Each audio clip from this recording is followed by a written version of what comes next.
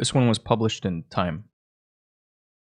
Title: Asian Americans are still caught in the trap of the model minority stereotype, and it creates inequality for all. Subtitle: Asian Americans have embraced a country that passed a law to keep them out. The real American dream would unite all of us in justice and economic equality. Written by Viet Thanh Nguyen. Says that Viet Thanh Nguyen was born in Vietnam and raised in America. His novel, The Sympathizer, won the 2016 Pulitzer Prize for fiction, as well as 5 other awards. Begins. The face of Tho Thao haunts me. The Hmong American police officer stood with his back turned to Derek Chauvin, his partner, as Chauvin knelt on George Floyd's neck for 8 minutes and 46 seconds and murdered him. In the video that I saw, Tho Thao is in the foreground, and Chauvin is partly visible in the background, George Floyd's head pressed to the ground. Bystanders begged Tho Thao to do something, because George Floyd was not moving, and as he himself said, he could not breathe. The face of Tho Thao is like mine, and not like mine, although the face of George Floyd is like mine, and not like mine too. Racism makes us focus on the differences in our faces rather than our similarities. And in the alchemical experiment of the US, racial difference mixes with labor exploitation to produce an explosive mix of profit and atrocity. In response to endemic American racism, those of us who have been racially stigmatized cohere around our racial difference. We take what white people hate about us, and we convert stigmata into pride, community, and power. So it is that Tho Thao and I are Asian Americans, because we are both Asian, which is better than being an Oriental or a Gook. If being an Oriental gets us mocked, and being a Gook can get us killed, being an Asian American might save us. Our strength in numbers, in solidarity across our many differences of language, ethnicity, culture, religion, national ancestry, and more, is the basis of being Asian American. But in another reality, Tho Thao is Hmong, and I am Vietnamese. He was a police officer, and I am a professor. Does our being Asian bring us together across these ethnic and class divides? Does our being Southeast Asian, both our communities brought here by an American war in our countries, mean we see the world in the same way? Did Tho Thao experience the anti-Asian racism that makes us all Asian, whether we want to be or not? Let me go back in time to a time being repeated today. Even if I no longer remember how old I was when I saw these words, I have never forgotten them. Another American driven out of business by the Vietnamese. Perhaps I was 12 or 13. It was the early 1980s, and someone had written them on a sign in a store window not far from my parents' store. The sign confused me. For a while I had been born in Vietnam, I had grown up in Pennsylvania and California, and had absorbed all kinds of Americana. The Mayflower and the Pilgrims, Cowboys and Indians, Audie Murphy and John Wayne, George Washington and Betsy Ross, the Pledge of Allegiance, the Declaration of Independence, the guarantee of life, liberty, and the pursuit of happiness, all the fantasy and folklore of the American dream. Part of that dream was being against communism and for capitalism, which suited my parents perfectly. They had been born poor to rural families, and without much formal schooling, and using only their ingenuity and hard work, had become successful merchants. They fled communist Vietnam in 1975, after losing all of their property and most of their fortune. What they carried with them, including some gold and money sewn into the hems of their clothes, they used to buy a house next to the freeway in San Jose, and to open the second Vietnamese grocery store there in 1978. In a burst of optimism and nostalgia, they named their store the New Saigon.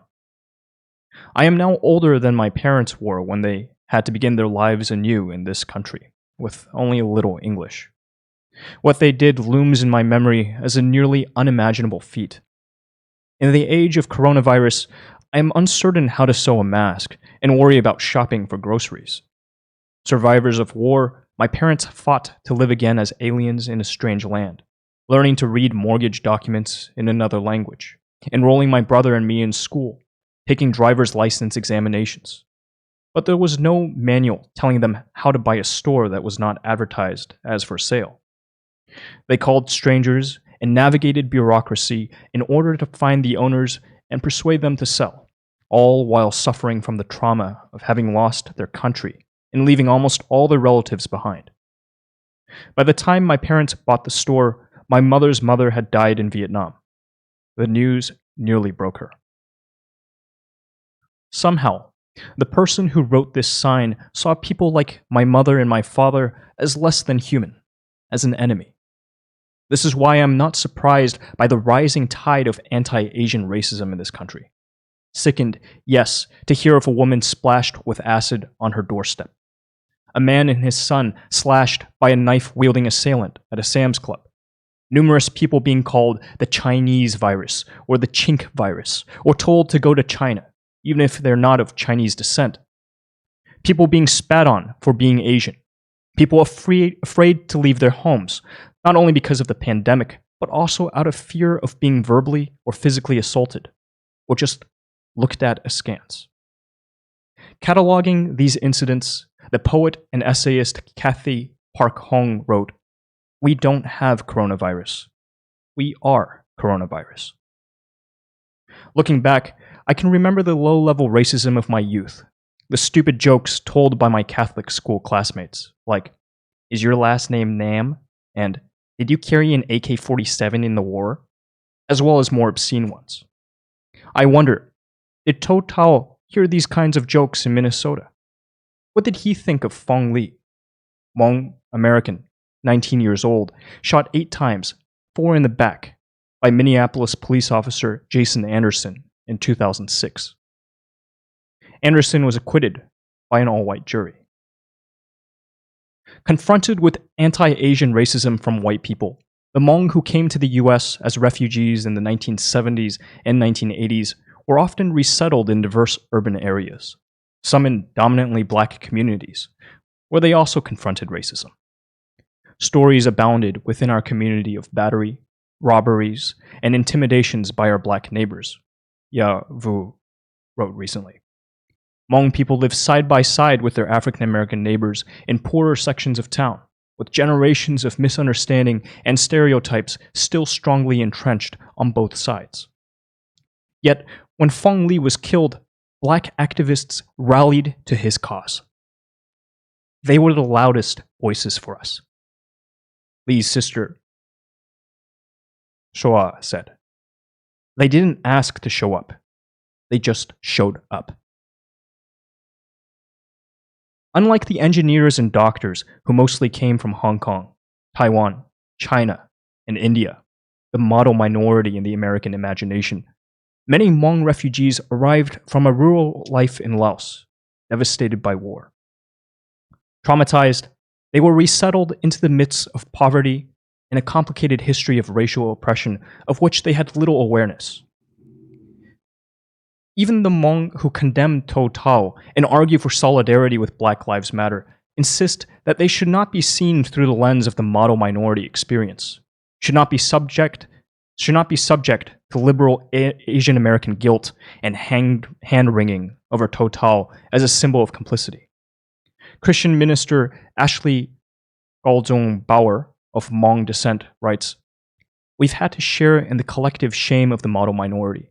But when have Asian Americans shared in the pain and suffering of the Hmong refugee narrative and threats of deportation?" Like the Hmong, the Vietnamese, like myself, suffered from war, and some are threatened by deportation now. Unlike many of the Hmong, a good number of Vietnamese refugees became, deliberately or otherwise, a part of the model minority, including myself. The low-level racism I experienced happened in elite environments. By the time I entered my mostly white, exclusive, private high school, The message was clear to me and the few of us who were of Asian descent. Most of us gathered every day in a corner of the campus and called ourselves, with a laugh, or maybe a wince, the Asian invasion. But if that was a joke we made at our own expense, it was also a prophecy. For when I returned to campus a couple of years ago to give a lecture on race to the assembled student body, some 1,600 young men, I realized that if we had not quite taken over, there were many more of us almost 30 years later. No longer the threat of the Asian invasion, we were. No longer the threat of the Asian invasion, we were instead the model minority, the desirable classmate, the favored neighbor, the non-threatening kind of person of color. Or were we? A couple of Asian American students talked to me afterward and said they still felt it. The vibe. The feeling of being foreign, especially if they were or were perceived to be Muslim or brown or Middle Eastern. The vibe. Racism is not just the physical assault. I've never been physically assaulted because of my appearance, but I had been assaulted by the racism of the airwaves, the ching-chong jokes of radio shock jocks, the villainous or comical japs and chinks and gooks of American war movies and comedies.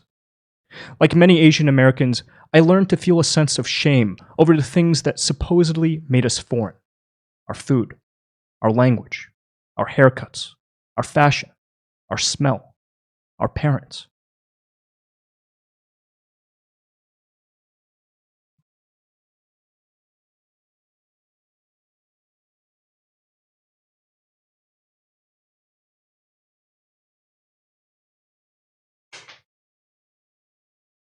What made these sentiments worse, Hong argues, was that we told ourselves these were minor feelings.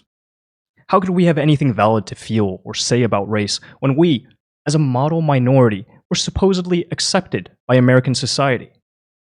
At the same time, anti-Asian sentiment remained a reservoir of major feeling from which Americans could always draw in a time of crisis.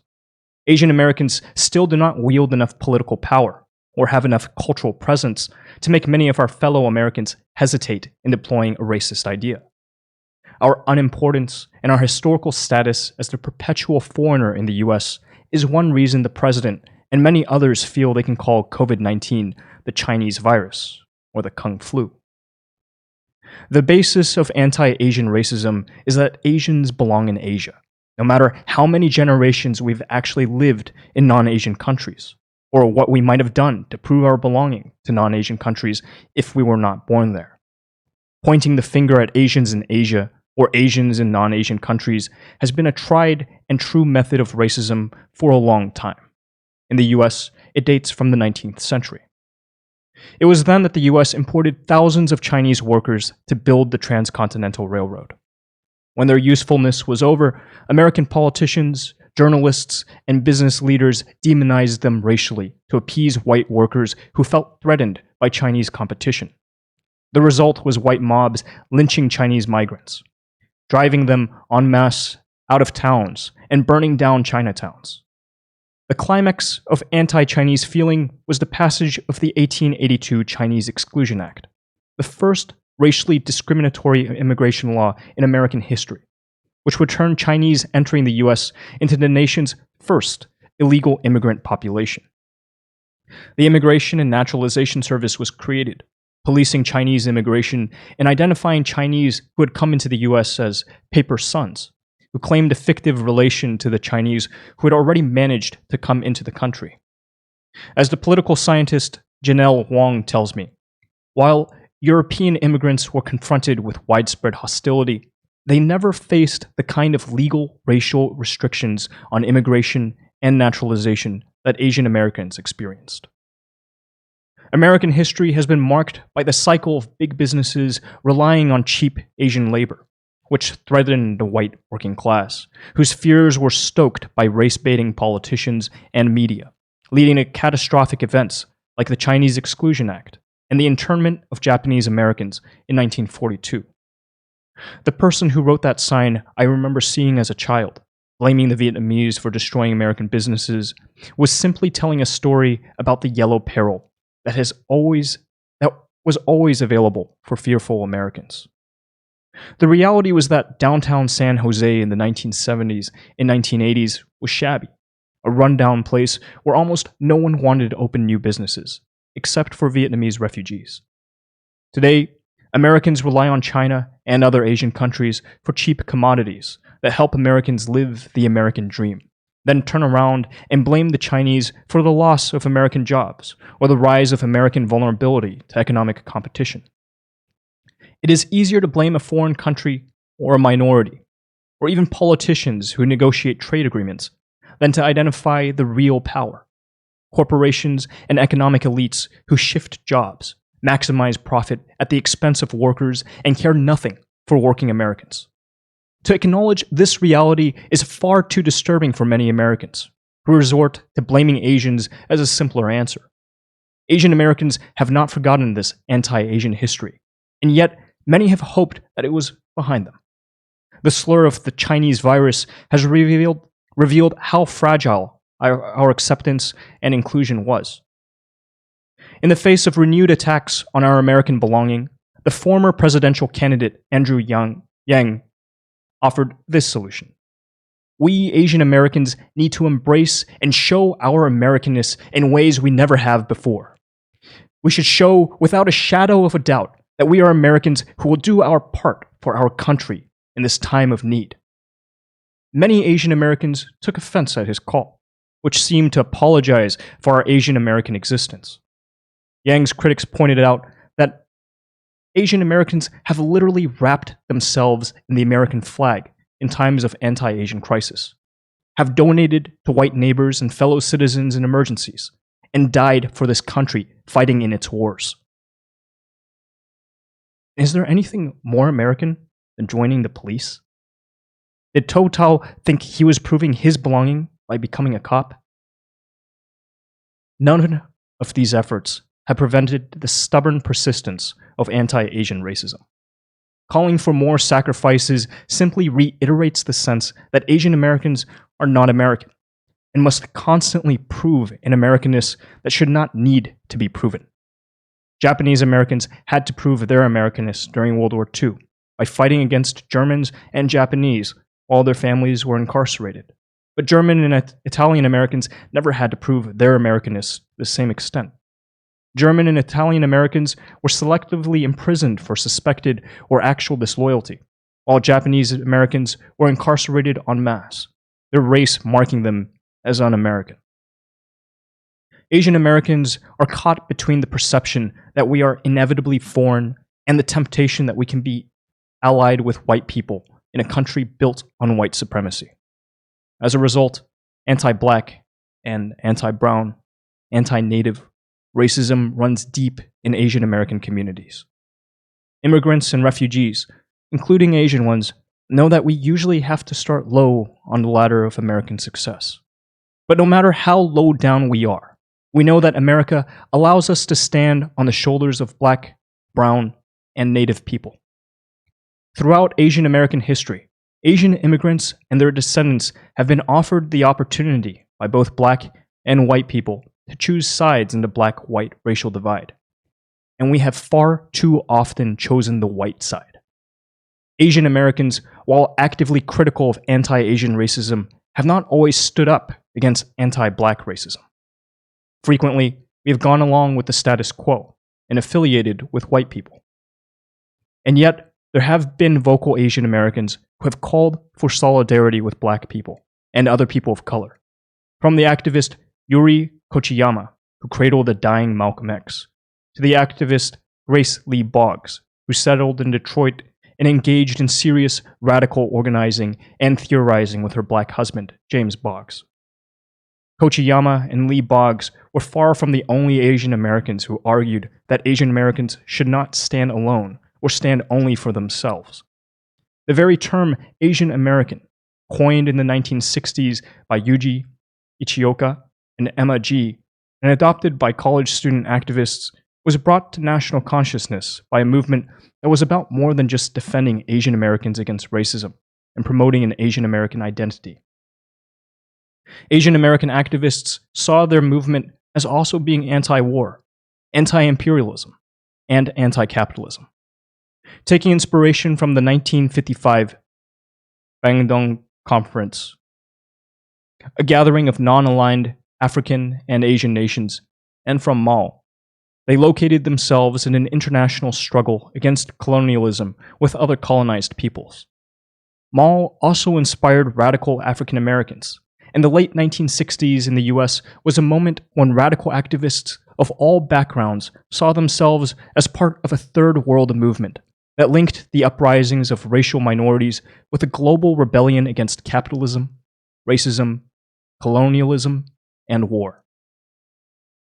The legacy of the Third World and Asian American movements continues today among Asian American activists and scholars, who have long argued that Asian Americans, because of their history of experiencing racism and labor exploitation, offer a radical potential for contesting the worst aspects of American society. But the more than 22 million Asian Americans, over 6% of the American population, have many different national and ethnic origins and ancestries in times of immigration or settlement. As a result, we often have divergent political viewpoints. Today's Asian Americans are being offered two paths: the radical future imagined by the Asian American movement, and the consumer model symbolized by drinking boba tea and listening to K-pop. While Asian Americans increasingly trend democratic, we are far from all being radical. What usually unifies Asian Americans and enrages us is anti-Asian racism and murder, beginning with the anti-Chinese violence and virulence of the 19th century and continuing through incidents like a white gunman killing 5 Vietnamese and Cambodian refugee children in a Stockton, California school in 1989. Another white gunman killing 6 members of a Sikh Gurdwara in Wisconsin in 2012. The murder of Vincent Chin, killed in 1982 by white Detroit auto workers who mistook him for Japanese, remains a rallying cry, as do the Los Angeles riots, or uprisings, of 1992, when much of Koreatown was burned down by mostly black and brown looters while the LAPD watched. Korean American merchants suffered about half of the economic damage. 2 Asian Americans were killed in the violence. All of this is cause for mourning, remembrance, and outrage. But so is something else. The 61 other people who died were not Asian, and the majority of them were black or brown.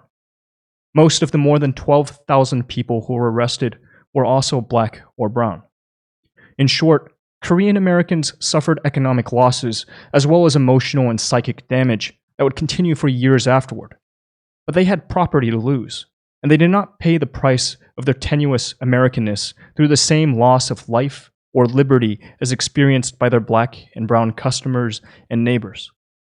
Many Korean Americans were angry because they felt the city's law enforcement and political leadership had sacrificed them by preventing the unrest from reaching the whiter parts of the city, making Korean Americans bear the brunt of the long simmering rage of black and brown Angelenos over poverty, segregation, and abusive police treatment. In the aftermath, Koreatown was rebuilt, although not all of the shopkeepers recovered their livelihoods. Some of the money that rebuilt Koreatown came, ironically, from South Korea, which had enjoyed a decades-long transformation into an economic powerhouse. South Korean capital and eventually South Korean pop culture, especially cinema and K-pop, became cooler and more fashionable than the Korean immigrants who had left South Korea for the American dream. Even if economic struggle still defined a good deal of Korean immigrant life, it was overshadowed by the overall American perception of Asian American success and by the new factor of Asian capital and competition. This is what it means to be a model minority, to be invisible in most circumstances because we are doing what we are supposed to be doing, like my parents, until we become hyper-visible because we are doing what we do too well, like the Korean shopkeepers. Then the model minority becomes the Asian invasion, and the Asian American model minority, which had served to prove the success of capitalism, bears the blame when capitalism fails. Not to say that we bear the brunt of capitalism. Situated in the middle of America's fraught racial relations, we receive, on the whole, more benefits from American capitalism than Black, brown, or indigenous peoples, even if many of us also experience poverty and marginalization. While some of us do die from police abuse, it does not happen on the same scale as that directed against Black, brown, or indigenous peoples. While we do experience segregation and racism and hostility, we are also more likely to live in integrated neighborhoods than Black or indigenous people. To the extent that we experience advantage because of our race, we are also complicit in holding up a system that disadvantages Black, brown, and indigenous people because of their race. Given our tenuous place in American society, no wonder so many Asian Americans might want to prove their Americanness, or to dream of acceptance by a white-dominated society, or condemn Total as not one of us. But when Asian Americans speak of their vast collective, with origins from West to East to West Asia and South to Southeast Asia, who is the we that we use? The elite multiculturalism of colored faces in high places is a genteel politics of representation that focuses on assimilation. So long excluded from American life, marked as inassimilable aliens and perpetual foreigners, asked where we come from and complimented on our English, Asian immigrants and their descendants have sought passionately to make this country our own. But from the perspective of many Black, brown, and indigenous people, this country was built on their enslavement, their dispossession, their erasure, their forced migration, their imprisonment, their segregation, their abuse, their exploited labor, and their colonization. For many, if not all Black, brown, and indigenous people, the American dream is a farce as much as a tragedy. Multiculturalism may make us feel good, but it will not save the American dream. Reparations, economic redistribution, and defunding or abolishing the police might. If Hmong experiences fit more closely with the failure of the American dream, what does it mean for some Asian Americans to still want their piece of it? If we claim America, then we must claim all of America, its hope and its hypocrisy, its profit and its pain, its liberty and its losses, its imperfect union and its ongoing segregation. To be Asian American is therefore paradoxical, for being Asian American is both necessary and insufficient. Being an Asian American is necessary, the name and identity giving us something to organize around, allowing us to have more than minor feelings. I vividly remember becoming an Asian American in my sophomore year, when I transferred to UC Berkeley, stepped foot on the campus, and was immediately struck by intellectual and political lightning. Through my Asian American Studies courses and my fellow student activists of the Asian American Political Alliance, I was no longer a faceless part of an Asian invasion. I was an Asian American. I had a face, a voice, a name, a movement, a history, a consciousness, a rage. That rage is a major feeling, compelling me to refuse a submissive politics of apology, which an uncritical acceptance of the American dream demands. But the rage that is at the heart of the Asian American movement, a righteous rage. A wrath for justice, acknowledgement, redemption, has not been able to overcome the transformation of the movement into a diluted, if empowering, identity. In its most diluted form, Asian American identity is also open to anti-Black racism, the acceptance of colonization, and the fueling of America's perpetual motion war machine, which Americans from across the Democratic and Republican parties accept as a part of the U.S. My presence here in this country, and that of my parents, and a majority of Vietnamese and Hmong, is due to the so-called Vietnam War in Southeast Asia that the U.S. helped to wage. The war in Laos was called the Secret War because the CIA conducted it and kept it secret from the American people. In Laos, the Hmong were a stateless minority without a country to call their own, and CIA advisors promised the Hmong that if they fought along with them, the US would take care of the Hmong in both victory and defeat, perhaps even helping them gain their own homeland. About 58,000 Hmong who fought with the Americans lost their lives, fighting communists and rescuing downed American pilots flying secret bombing missions over Laos. When the war ended, the CIA abandoned most of its Hmong allies, taking only a small number out of the country to Thailand. The ones who remained behind suffered persecution at the hands of their communist enemies. This is why Total's face haunts me. Not just because we may look alike in some superficial way as Asian Americans, but because he and I are here because of this American history of war. The war was a tragedy for us, as it was for the Black Americans who were sent to guarantee liberties in Southeast Asia, which they had not found in Southwest Georgia and East Harlem, as Martin Luther King Jr. argued passionately in his 1967 speech, Beyond Vietnam. In this radical speech, he condemns not just racism, but capitalism, militarism, American imperialism, and the American war machine, the greatest purveyor of violence in the world today. In another speech, he demands that we question our whole society, which means ultimately coming to see that the problem of racism, the problem of economic exploitation, and the problem of war are all tied together. Little has changed. The US is still a country built on war and for war. This is why Vietnam, meaning the Vietnam War, continues to haunt this country, stuck in a forever war. And this is why Total's face haunts me. It is the face of someone who shares some of my history and has done a thing I feared to do when faced with injustice. Nothing. Addressing Total, the poet Mai Der Vang, also Hmong, wrote in her poem In the Year of Permutations, "Go live with yourself after what you didn't do." Tal was complicit in adding to the perpetration of power on a neck, never truly to be accepted, always upon.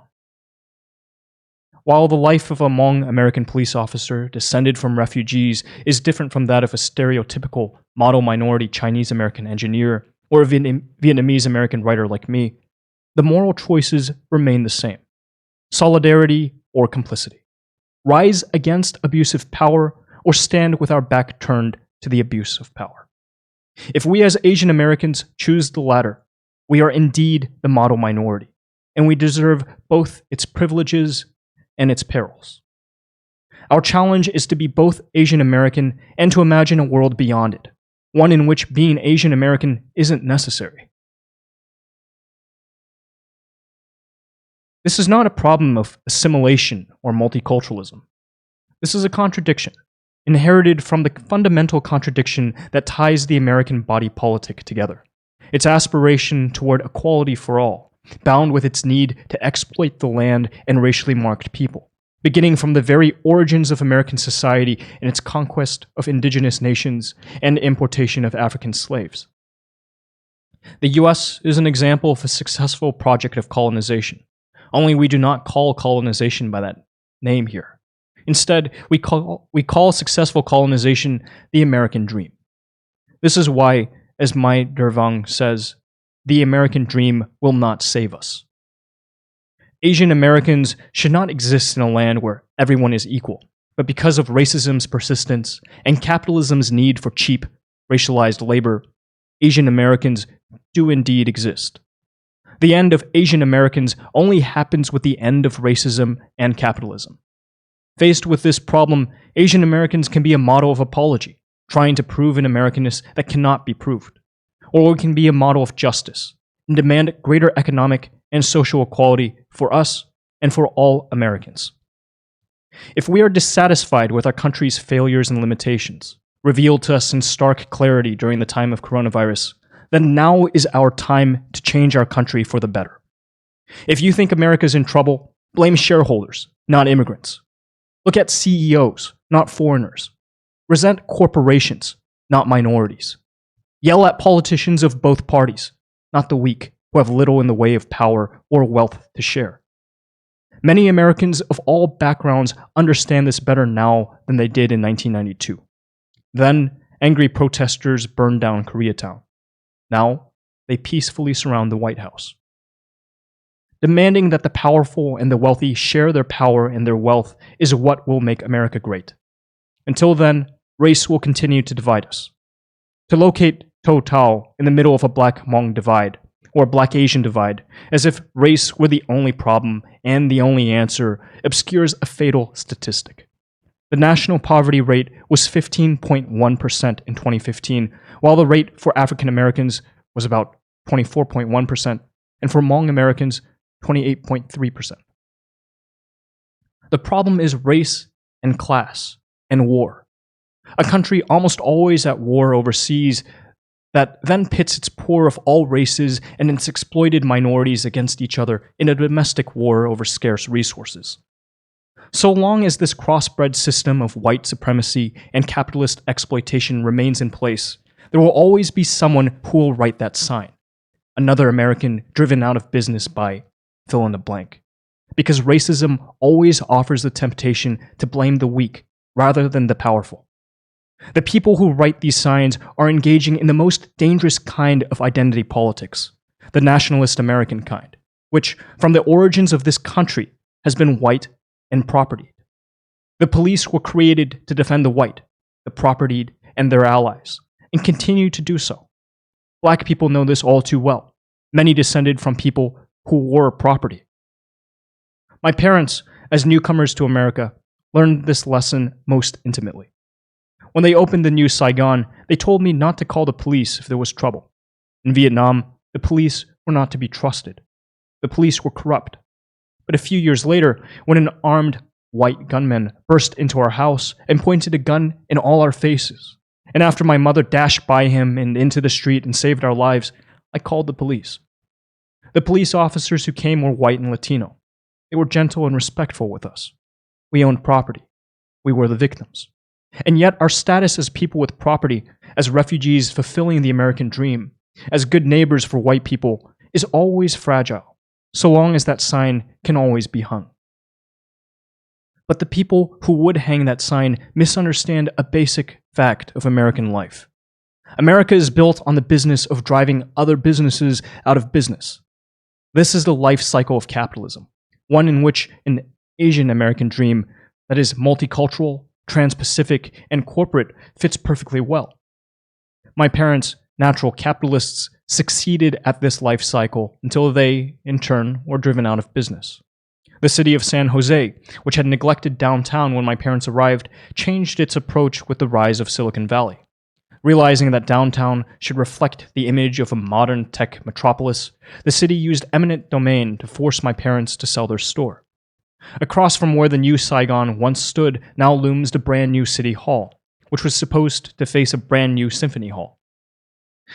I love the idea that a symphony could have sprung from the refugee roots of the new Saigon, where my parents shed not only sweat, but blood, having once been shot there on Christmas Eve. But for many years, all that stood on my parents' property was a dismal parking lot. Eventually, the city sold the property for many millions of dollars. Now a tower of expensive condominiums is being built on the site of my parents' struggle for the American dream. The symphony was never heard. This, too, is America. So is this, the mother of Phong Le, Yoa Vong Lee, marching with Hmong for Black Lives on the Minnesota state capitol in the wake of George Floyd's killing. I have to be there, she said. She spoke in Hmong.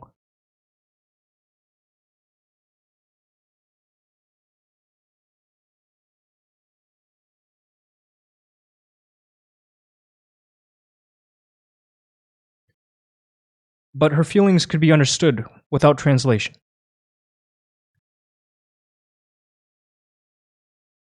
The same happened to my son.